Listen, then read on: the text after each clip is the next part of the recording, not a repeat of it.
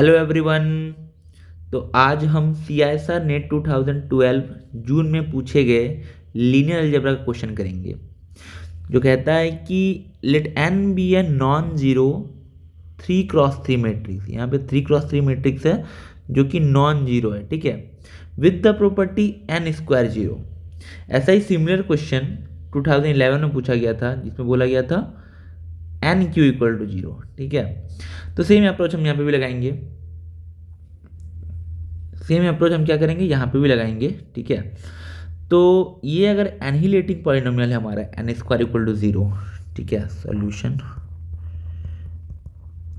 अगर मेरा n square equal to zero मेरा एनिहिलेटिंग पॉलिनोमियल है, तो पॉसिबल मिनिमल पॉलिनोमियल क्या हो जाएगा, जैसे ये है x square equal to zero, ठीक है। तो पॉसिबल मिनिमल पॉलिनोमियल होगा एक्स इक्वल टू जीरो या फिर x square equal to zero. क्यों? क्योंकि मिनिमल पॉलिनोमियल जो होता है वो हमारा डिवाइड करता है किसको, एनिहिलेटिंग पॉलिनोमियल को, ठीक है। पॉसिबल जो मतलब मिनिमल पॉलिनोमियल क्या करता है, हमारे एनिहिलेटिंग पॉलिनोमियल को डिवाइड करता है।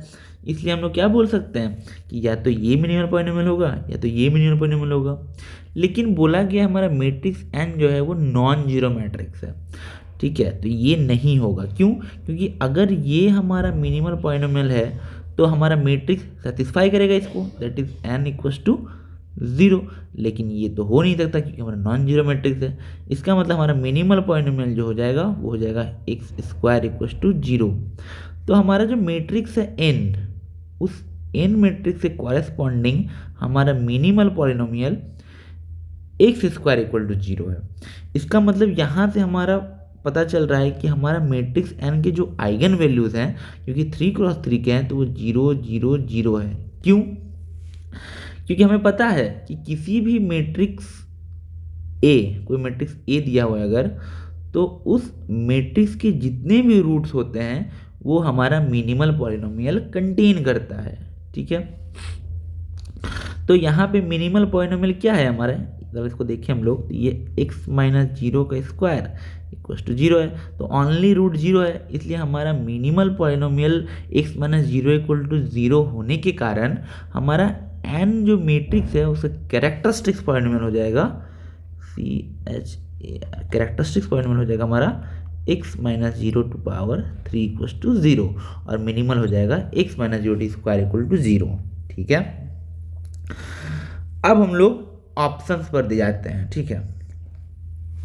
अब हमें एक रिजल्ट पता है कि a matrix A is diagonalisable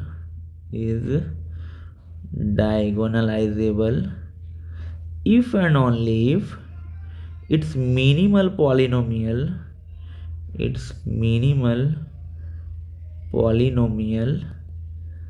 is in linear factor, ठीक है। लेकिन जो हमारा मिनिमल पॉलिनोमियल है इस मैट्रिक्स का वो है x square equal to zero, जो कि लीनियर फैक्टर में नहीं है। इम्प्लाई करता है कि हमारा जो मैट्रिक्स है वो नॉट डायगोनलाइजेबल है, ठीक है। डायगोनलाइजेबल हमारा क्या है, ये मैट्रिक्स नहीं है। अब डायगोनलाइजेबल नहीं है तो डेफिनेशन कहता है कि P इनवर्स NP जो होगा वो D के इक्वल नहीं होगा, दैट इज एक डायगोनल मैट्रिक्स के सिमिलर नहीं होगा। कौन? N। अब ये N जो है वो कोई डायगोनल मैट्रिक्स से सिमिलर नहीं है, तो ये ट्रू है, ये रॉन्ग है। अब यहाँ बोल रहा है N has 3 linearly independent eigen vector. अगर आइगन वैल्यू 0 जिसका अलजेब्रिक मल्टीप्लिसिटी हमारा 3 है, उसके कॉरेस्पॉन्डिंग जियोमेट्रिक मल्टीप्लिसिटी 3 आ जाए। ये तो बोल रहा है कि n has 3 linearly independent eigen vector. इसका मतलब 0 के कॉरेस्पॉन्डिंग जियोमेट्रिक मल्टीप्लिसिटी कितना, 3। तो अलजेब्रिक मल्टीप्लिसिटी अगर जियोमेट्रिक मल्टीप्लिसिटी के इक्वल आ जाए तो हमारा ये तो डायगोनलाइजेबल हो जाएगा, ठीक है। लेकिन हमारा n जो मैट्रिक्स है वो डायगोनलाइजेबल नहीं है, ठीक है। इसका मतलब ये क्या हुआ, रॉन्ग हो गया। अब अगला जो ऑप्शन है वो है n has 1 non zero eigen vector. इसका इस ऑप्शन का कहने का इसेंस है कि एटलीस्ट 1 आइगन वेक्टर तो होएगा ही होएगा इसके पास। तो ऑब्वियस ये तो ट्रू है। क्यों? क्योंकि कोई भी, क्योंकि हमारा आइगन वैल्यू जो है मैट्रिक्स का वो है 0 0 0, तो कोई आइगन वैल्यू एक आइगन वेक्टर को तो जरूर कॉरेस्पॉन्ड करेगा।